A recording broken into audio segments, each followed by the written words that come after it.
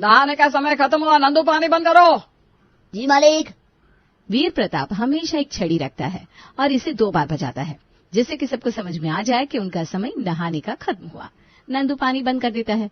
इधर शीतल, जिसने आज अपने बालों में मेहंदी लगाई थी, वो आधे बाल धुले में ही खड़ी रह जाती है। ये घर है या जेल? पता होता तो कभी इस जेल में आती ही नहीं। लड़का बहुत अच्छा है बोलकर पापा ने इस घर में मेरी शादी कर दी। हर चीज का टाइम है। अब नहाने का क्या टाइम होता है? कोई 2 मिनट में नहा लेता है तो कोई 1 घंटे में। अब ऐसे बालों में कैसे निकलूं बाहर? इनको फोन करती हूँ। शीतल बाथरूम से ही अतुल को फोन करके कहती है, यार मेरे बालों में मेहंदी लगी है, अब क्या करूं? पापा जी ने पानी बंद करवा दिया है, कैसे नहाऊंगी मैं?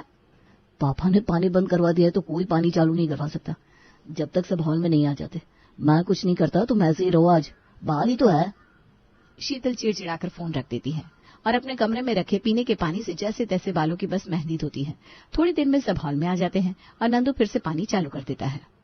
शौर्य, तुम बाजार से सब्जी ले आओ, लेकिन याद रहे तुम ठीक आधे घंटे में वापस आओगे। 8 बज रहे हैं, मतलब 8:30 बजे तुम घर पर होने चाहिए। जी पापा। बहुओं, नाश्ते में छोले भटूरे बना लो, लेकिन खाना सबको 9 बजे तक मिल जाना चाहिए। उससे 1 मिनट ज्यादा नहीं होना चाहिए। जी पापा जी। शीतल और रिया तुरंत रसोई में जाती हैं और जल्दी जल्दी अपना हाथ चलाना शुरू कर देती है। वीर प्रताप सबको टाइम के साथ काम देता है। पूरे घर पर वीर प्रताप की हुकूमत चलती है। उससे पूछे बिना तो घर का एक पंछी भी पैर नहीं मार सकता। इधर रिया और शीतल बहुत परेशान हो जाती है। कितना भी जल्दी कर लेंगे, भटूरे छोले नहीं बन पाएंगे। भाभी, पापा जी को पहले बोलना चाहिए था ना, उन्हें छोले भटूरे खाने हैं तो कम से कम छोले फुलाकर तो रखते हम। अब ये है कि उबल ही नहीं रहे, क्या करें? अब जैसे कच्चे पक्के बनेंगे वही डाल देंगे, क्या करें? इतने टाइम में कोई डिश बनती है क्या? नॉर्मल रोटी सब्जी बन जाए वही काफी है। भाभी, आप भैया से बात कीजिए ना कि पापा जी से बात करें। बाकी काम में तो ठीक है, लेकिन खाने में टाइमिंग हटा दे। तुम्हारे भैया कुछ करेंगे नहीं, वो मुझे ही सुना देंगे। वो तो खुद ही भीगी बिल्ली बन जाते पापा जी के सामने। देखा है उन्हें कभी पापा जी के सामने ऊंची आवाज में बात करते? कौन हमें बचाएगा इन सब से? इधर खाना बनाने का टाइम खत्म होता है। उधर वीर प्रताप अपनी छड़ी बजाता है 2 बार। बहुएं रसोई से जैसे ही बाहर आती है वैसे ही दूध वाला दूध लेकर आता है। भाभी दूध ले लीजिए, पतीला कहाँ है? दूध लेने का समय खत्म हुआ, वापस ले जाओ। इस समय हम दूध नहीं लेते, तुम्हें पता होना चाहिए। 7 बजे से लेकर 7:30 बजे का टाइम है। मालिक, कभी कभी कोई काम आ जाता है, वरना मैं तो सुबह ही आता हूँ। अब इस दूध का मैं क्या करूँ? मुझे नहीं पता, कल से टाइम पर आए तो ही दूध लेंगे, नहीं तो दूध नहीं लेंगे।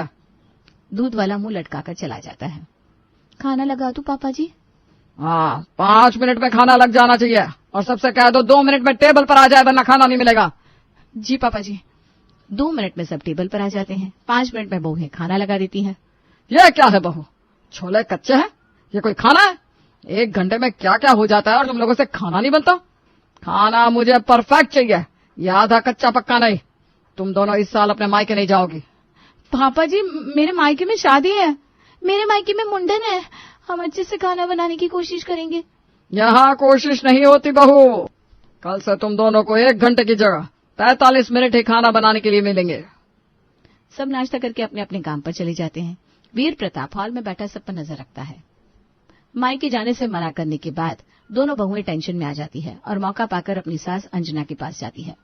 मम्मी जी, आप देख रहे हैं ना पापा जी को, अब आप ही बताओ कैसे हम 45 मिनट में खाना बनाएंगे।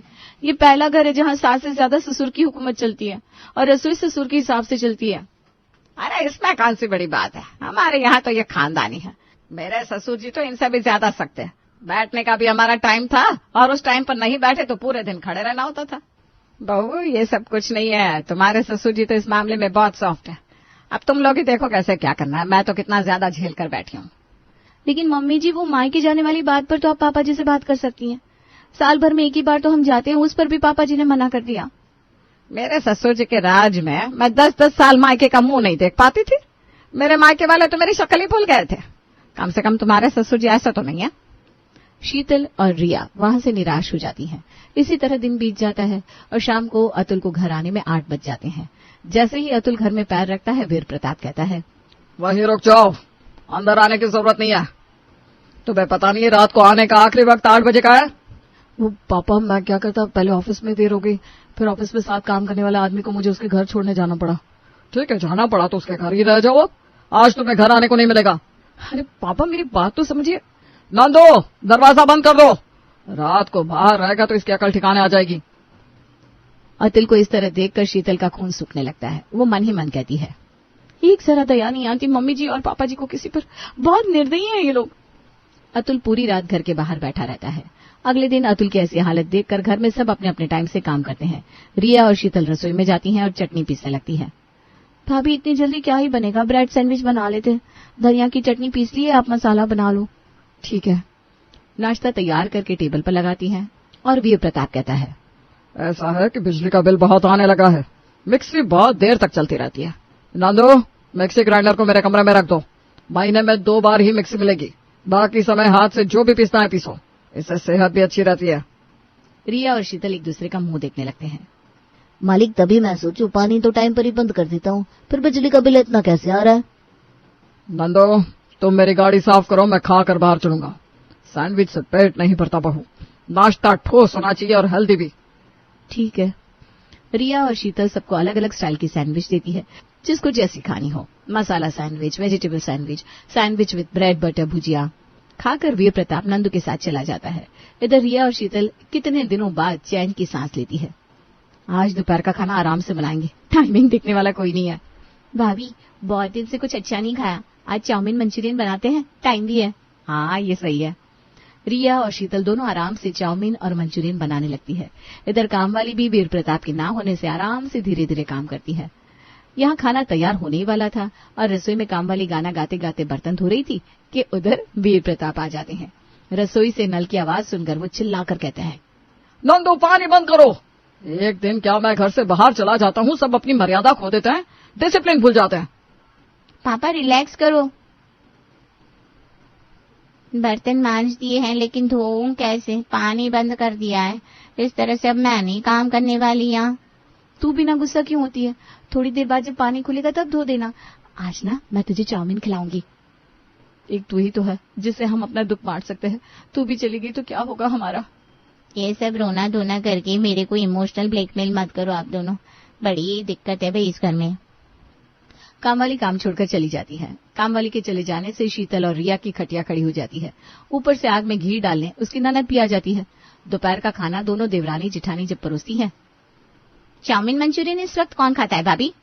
वो बहुत दिनों से बना नहीं था ना दीदी, और हम बाहर भी नहीं जाते तो सोचा आज घर पे ही बना ले।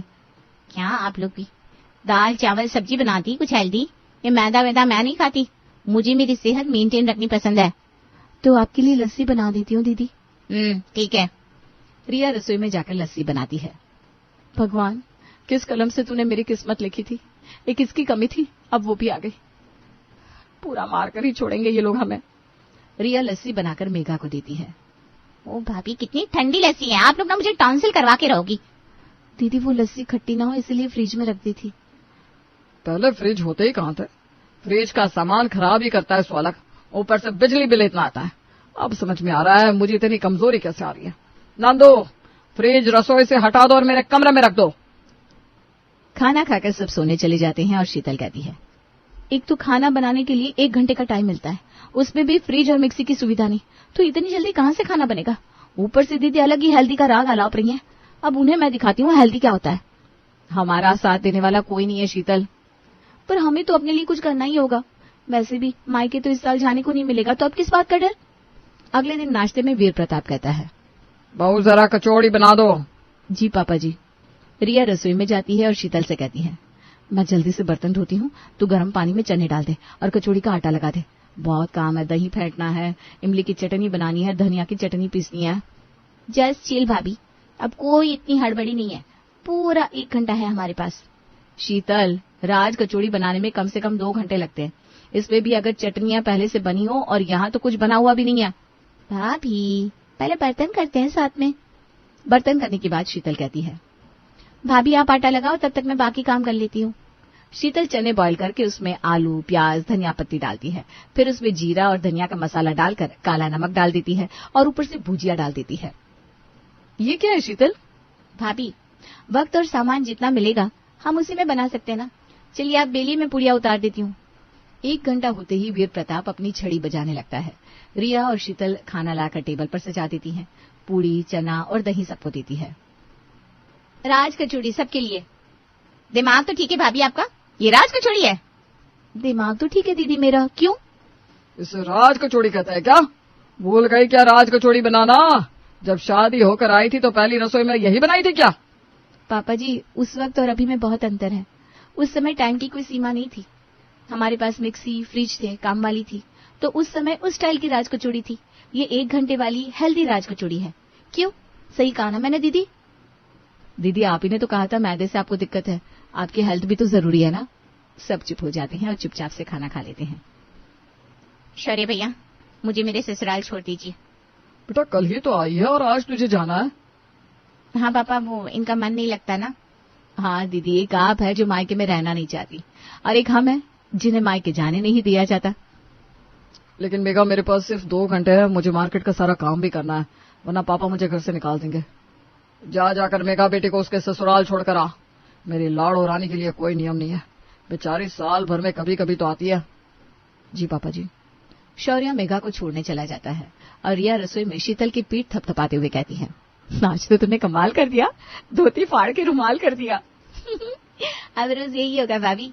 इन्हें भी समझ आना चाहिए कि पाबंदी ठीक है लेकिन हर जगह नहीं। रसोई औरतों की होती है, ना कि मर्दों के हिसाब से चलती है। चलिए टीवी देखा जाए।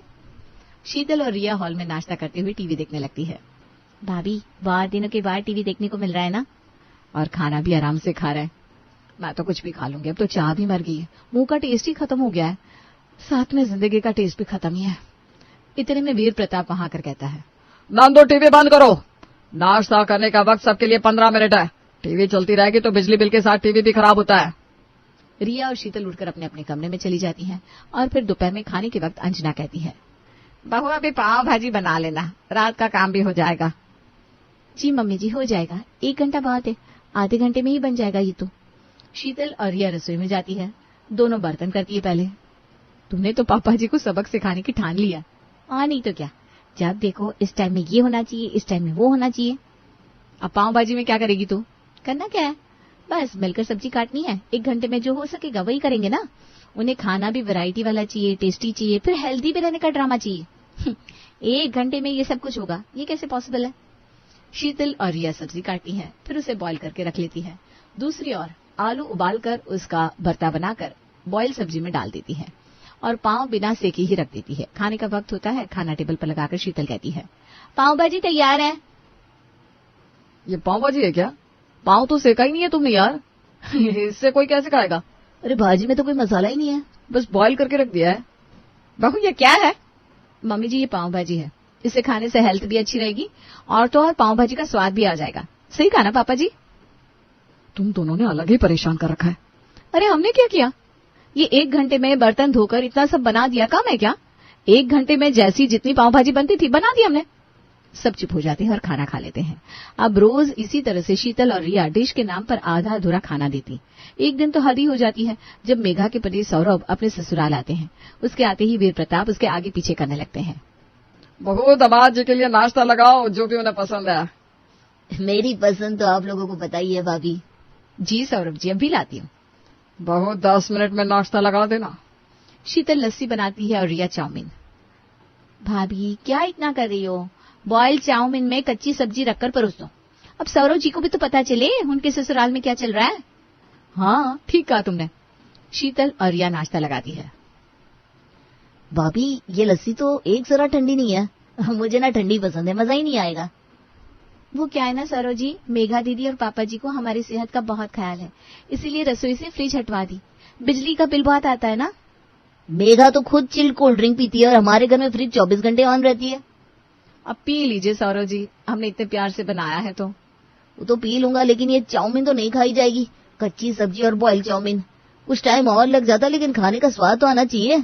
अब खाना तो मन से खाना है, कोई दिन बताने के लिए नहीं खाना। ये आप समझ रहे हैं ना सौरभ जी, लेकिन 10 मिनट में तो इससे ज्यादा कुछ नहीं बन पाता। हमने तो फिर भी इतना कर दिया, और 10 मिनट में जितना बना इतना भी आपको नहीं देते तो आपको बिना खाना खाए जाना पड़ता। ये हमारे पापा जी का नियम है। क्या 10 मिनट में नाश्ता और 1 घंटे में खाना? पता है भाभी मेघा को कितना वक्त लगता है खाना बनाने में? कोई आ जाए घर पर तो मुझे बाहर से ही ऑर्डर करना पड़ता है, और रोज सुबह का नाश्ता बनाने में 2-2 घंटे लगाती है। उसमें भी बस रोटी और सब्जी बन पाती है, जिसमें भी हमारे घर पर हर काम की काम वाली है। अब सबकी अपनी अपनी किस्मत सौरभ जी। सॉरी भाभी, कोल्ड ड्रिंक्स तो मैंने पी ली है, लेकिन ये चाउमीन नहीं खा पाऊंगा। बुरा मत मानना आप दोनों। पापा जी चलता हूँ, इधर आया था तो मिलने चला आया। सौरव चला जाता है और उसकी बात सुनकर वीर प्रताप को खुद में ही बहुत खराब लगता है कि उसकी बेटी कितने आराम से अपने ससुराल में रहती है और वो अपनी बहुओं पे कितनी पाबंदी लगाता है। उसी वक्त वो नंदू से कहता है, नंदू, कोई बर्तन धोने वाले को अभी पकड़ कर ले आओ, फ्रिज और मिक्सी रसोई में रखवा दो। बहुओं से कह दो कि रात का खाना उन्हें जब जैसे जो बनाना हो बना ले। इतना कहकर वीर प्रताप अपने घर से चला जाता है। रिया शीतल को ताली मारते हुए कहती है, ये तो गजब हो गया, मुझे मेरी आंखों पर भरोसा नहीं हो रहा। तूने सही कहा था। देर आए दुरुस्त आए, सौरव जी तो हमारे लिए भगवान निकले। रात में शीतल और रिया बहुत अच्छा खाना बनाती है, जिसे खाकर सब खुश हो जाते हैं। आज खाना लाजवाब बना है, सच में।